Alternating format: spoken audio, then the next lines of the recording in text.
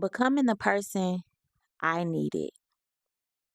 There was a time I felt abandoned, misunderstood, and deeply unseen. I kept searching for someone to rescue me, to validate me, and to love me right. But I had to become that person for myself.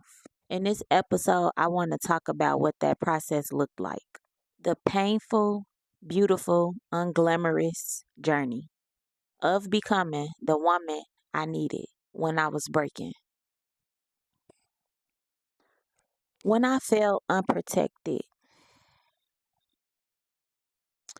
growing up, I would just say I never felt whole. What I mean by that was like growing up living with my dad, he had a wife that just didn't like me, and I knew and I felt it at an early age. And even at the time, my dad couldn't even see it, but I saw it. She treated her children better than she treated me. I just always felt like I really wasn't protected. Like, no matter how much she would say, "You're my daughter, you can always reach out." Like, I ended up growing up and just never taking her on that word because she already had showed me who I was at a little girl at an early age. The age of like I think 4 or 5, my dad got with her, and I ended up having to go with my biological mother by the age of 12 because me and this woman didn't get along. She would just, act crazy when my daddy leave, put her hands on me, slap me in my face for chewing gum, and I had got big to a point where I was boxing back. Like, you touch me, we fighting.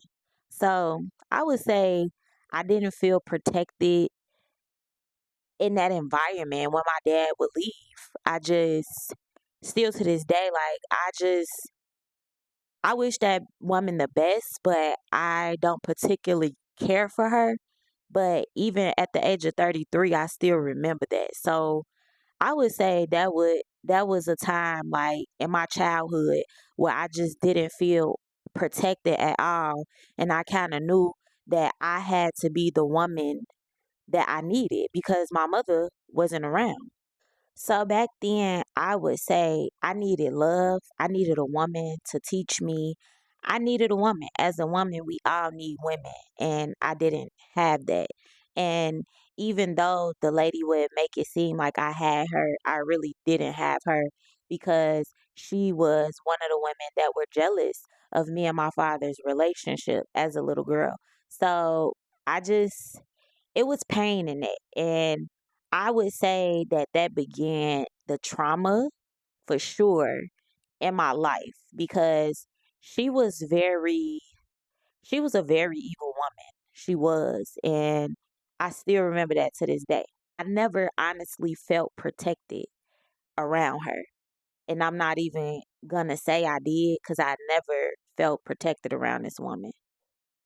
And in my story, in the chapter, The Seed, it talks more about what she did and how she did things. It's really brief, but I wrote it to overcome that because I guess that that had some type of effect on me in my adult life as well until I started to heal.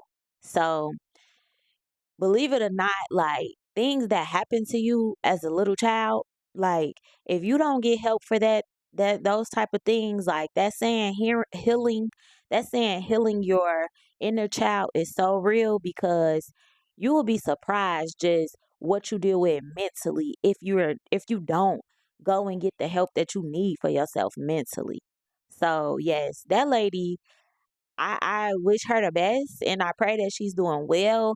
But she was very, I don't even know the word to describe her. She was an evil woman. Like she was a very pretty woman on the outside, but she was very evil. And I still remember her to this day. She showed her children way more love than she ever showed me. And I always knew that it was something deep down inside of me that was going to prosper one day. I felt this seed that I am today, but I didn't know. But my daddy told me that I was his superhero at birth. And so, because my daddy told me that when I was born, that I was his superhero, I can honestly forgive my own mother for not being in my life because I realized that God put me here for my dad. He did not put me here for my mother, which is why I can even forgive her even more and be more peaceful with the decisions that were made in that time and know that it was all God's plan. So it got to a time where it felt like nobody was coming for me to rescue me. And so I had to be that girl. So becoming that girl looked like I had to do it. I had to become the woman I needed when I was a young girl. When I had my son at the age of 18, I realized how I had to raise that little boy on my own with the help of my father and my grandmother. But in the end, it was me. Very little help, very little support. Don't get me wrong, I appreciate it. But the person I had the child with, he was nowhere to be found. And that's when I realized I had to be that girl. I had to be that girl. I had to be that girl for my son. And my son has had a great life with me as his mother. I made sure that I can show him that motherly love that I never got. The only thing is, my son and my story is similar. He didn't have his father growing up, and I didn't have my mother growing up. And so we kind of share the same story in a way. But when I had my baby boy, was when I knew that I had to become that girl. It wasn't easy or instant becoming her, but it was necessary. I had to mother myself.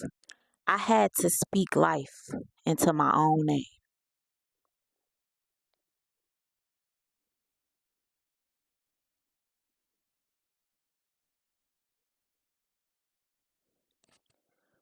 What I know now is that everything that I have been through was supposed to happen. And I love every moment of it. The strength, the clarity, the healing, having God in my presence is needed. It was needed.